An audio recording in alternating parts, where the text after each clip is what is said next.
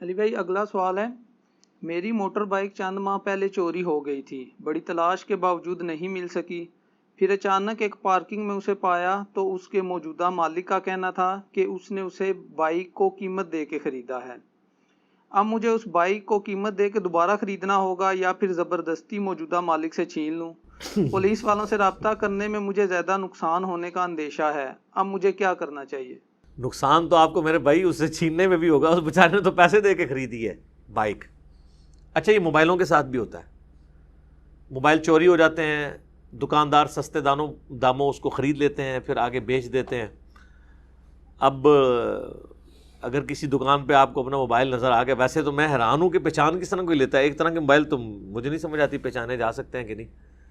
Motor bike تو پھر بھی پہچانی جا سکتی ہے کہ وہ نیم پلیٹ، اس پہ نمبر پلیٹ لگی ہوئی ہوگی، تو اس اعتبار سے اگر اس طرح کا معاملہ ہو جائے تو آپ کو متعلقہ اداروں سے رجوع کرنا چاہیے، پولیس کے پاس جائیں اور بتائیں کہ جی یہ اس طرح ایشو ہے، تاکہ وہ پولیس کی ہی کمپیٹنسی ہے کہ وہ پھر ڈیپ ڈگ کرے گی کہ اس نے آگے سے کس سے خریدی، اور کرتے کرتے وہ مالک تک پہنچنے میں کامیاب ہو جائیں گے، اس مالک تک جس نے پہلی دفعہ وہ بیچی تھی چوری کر کے۔ کوئی تو ایک شروع ہے نا جہاں سے یہ سارا سٹارٹ ہوا ہے معاملہ، تو اس کے لیے تو قانون کو ہاتھ میں لینے کی ضرورت نہیں کہ آپ جا کے اس پہ قبضہ کر لیں۔ ویسے بھی آپ کو جس نے پیسے دے کے دیے وہ لی ہے، وہ تو آپ کو موٹر بائک اس طریقے سے واپس نہیں کرے گا۔ تو یہ چیز تو غلط ہے کہ آپ یہ کہیں کہ اس نے چوری کا مال خریدا کیوں۔ بعض اوقات لوگوں کو نہیں پتا ہوتا کہ چوری کا مال ہے، تو وہ سستا سمجھ کے خرید لیتے ہیں۔ جس طرح آپ کئی ایک ہمارے یہ جو کے پی کے علاقے میں بھی آپ دیکھ رہے ہیں کہ چیزیں بکتی ہیں، چوری کا مال، کئی ایک مارکیٹس ہیں جہاں پہ چوری کا مال بکتا ہے۔ جہاں آپ کو کنفرم ہے کہ یہاں پہ چوری کا مال بکتا ہے، وہاں جا کے خریداری نہیں کرنی چاہیے۔ البتہ آپ کے ہاتھ کو اس طرح کا مال لگ گیا ہے، کسی دکان سے آپ نے پراپر طریقے سے خریدا ہے اور پھر آپ کے ساتھ دھوکہ ہو گیا ہے، وہ تو پھر ایک معاملہ الگ ہے۔ اس حوالے سے ایک حدیث ہے سنن نسائی کے اندر نا، کتاب البیوع چیپٹر ہے، خرید و فروخت کا بیان، سنن نسائی میں آپ چلے جائیں۔ ایک صحابی تھے سیدنا اسید بن زہیر رضی اللہ تعالیٰ عنہ، یہ حضرت معاویہ رضی اللہ تعالیٰ کے دور میں گورنر تھے یمن کے۔ ان کو خط لکھا مروان بن حکم نے، جو گورنر مدینہ تھا حضرت معاویہ کا دست راست،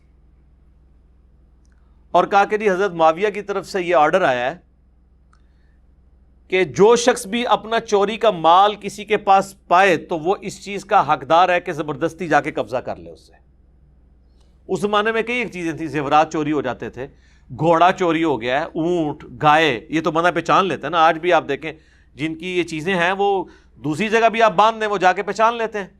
تو حضرت معاویہ نے ایگزیکٹو آرڈر جاری کیا کہ اگر کسی کو چوری کا مال کسی دوسرے کے پاس ملے اور اس کو یہ پتہ ہے کہ میرا مال ہے، تو جا کے وہ قبضہ کر لے، وہی اس کا مالک ہے۔ اب یہ کہنے کو تو بڑی اچھی سی بات لگتی ہے، لیکن اس بیچارے نے بھی تو کسی سے خریدا ہے نا، وہ چور تو نہیں ہے۔ چور ہوتا تو اس کو پکڑ کے پھر قاضی کے حوالے کریں، چور نہیں، چور نے بیچا اور بیچتے بیچتے 3-4 جگہوں سے کسی جگہ پہنچ گیا، آپ نے دیکھ لیا۔ تو حضرت اسید کو جب یہ خط ملا تو انہوں نے مروان کو جوابی خط لکھا اور ان کا کہ حضرت معاویہ کو بتا دو میں ان کا یہ حکم ماننے کے لیے تیار نہیں ہوں، کیونکہ میں نے رسول اللہ سے سنا ہے صلی اللہ علیہ وآلہ وسلم کہ اگر تم اپنی چوری شدہ چیز کسی شخص کے پاس پاؤ اور وہ جھوٹا شخص بھی نہ ہو، بے ایمان آدمی نہ ہو، اس بیچارے کے ساتھ بھی یعنی کہ دھوکہ ہو گیا، اس نے کہیں سے خریدا ہے، تو تم اس سے وہ چیز پیسے دے کے خریدو گے، کیونکہ آلریڈی اس نے تو پیمنٹ کی ہوئی ہے، اگرچہ چیز تمہاری ہے لیکن اس نے تو خریدی ہوئی ہے۔ ظاہر ہے یہ عدل کا بھی تقاضا یہی ہے۔ یا پھر تم چور کی تلاش کرو، جو میں نے کہا کہ چور کی تلاش کریں، اس کے اوپر ظلم تو نہیں ہونا چاہیے۔ یہ خط مروان کے پاس آیا تو مروان نے حضرت معاویہ کو لکھ دیا کہ یہ تو ہی گورنر تو کہہ رہے بھائی میں نہیں مننا، حدیث یہ ہے۔ تو اب حضرت معاویہ کے پاس حدیث آئی تھی تو ان کو ماننی چاہیے تھی، تو انہوں نے آگے سے جواب میں کہا کہ بھائی میری حکومت کے اندر میری مرضی چلے گی، استغفر اللہ واتوب الیہ۔ یہ ملوکیت اور خلافت کا فرق ہوتا ہے۔ ایک نئی حدیث آج ہم نے مارکیٹ میں آپ کو پیش کی ہے۔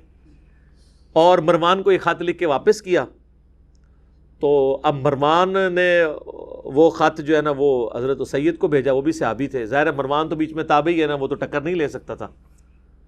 تو حضرت سید نے پھر جواب میں لکھا کہ بھئی میں معاویہ کا حکم نہیں مانوں گا، میں اپنی اس گورنری کے اندر وہ بات کروں گا جو رسول اللہ نے فرمائی، جس کے مطابق ابو بکر، عمر اور عثمان فتوے دیتے رہے، میں معاویہ کا حکم نہیں مانوں گا. یہ حدیث مکمل ہو جاتی ہے سن نسائی کے اندر، کتاب البیوع چیپٹر کے اندر.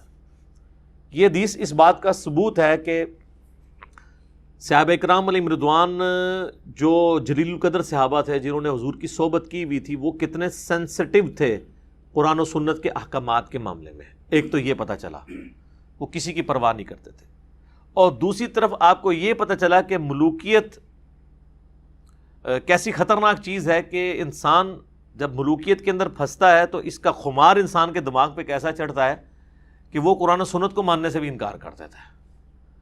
اب ہمیں تو لوگ کہتے ہیں یار جب سے مجھے جناب وہ رفع دین کی حدیث پتہ چلی تو میں نے رفع دین شروع کر دیا. اچھا مجھے نہیں پتا تھا یہ حدیث پتہ چلی تو میں نے یہ شروع کر دیا، پہلے تو میں یہ کرتا تھا. اور آپ یہاں ملوکیت میں دیکھ رہے ہیں کہ ایک صحابی کہہ رہا ہے کہ رسول اللہ صلی اللہ علیہ وسلم نے یہ کہا اور ابو بکر، عمر، عثمان نے اس کے مطابق فتویٰ، اور اس صحابی کو بھی پتا تھا حضرت علی کے نام سے چڑھ جائے گا، حضرت علی کا نام نہیں ہے اس میں.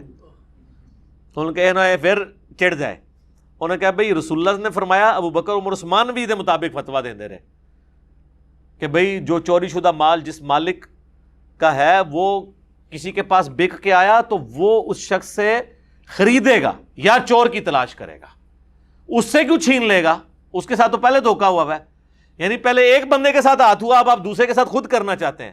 جس کی چیز چوری ہوئی اس کے ساتھ تو ہاتھ ہوا، جس بیچارے نے خریدا ہوا ہے وہ ایک دوسرے بندے کے ساتھ بھی اب آپ ہاتھ کرنا چاہتے ہیں. تو اس طرح کی یعنی نشے لوگوں کو چڑھتے ہیں پالیٹکس کے اندر. آپ کو پتا ہے یہ ذوالفقار علی بھٹو صاحب بھی جب آئے تھے، انہوں نے بھی ایک ایگزیکٹو آرڈر جاری کیا تھا کہ جو کرائے کے مکانوں میں رہ رہے ہیں نا، تو وہ مکان انہی مکانوں کے اوپر وہ قبضہ کر لیں، کیونکہ مالک کے مکان کے پاس تو آلریڈی اپنا مکان موجود ہے.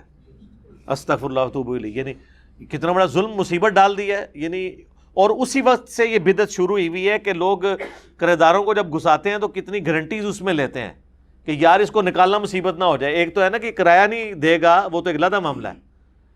یہ نکلنے سے انکار کر دے تو پھر ابھی بھی جہاں پہ بدماش گھس جاتے ہیں تو وہ آپ عدالتوں کے چکر کاٹتے رہتے ہیں، وہ کون نہیں نکلتے.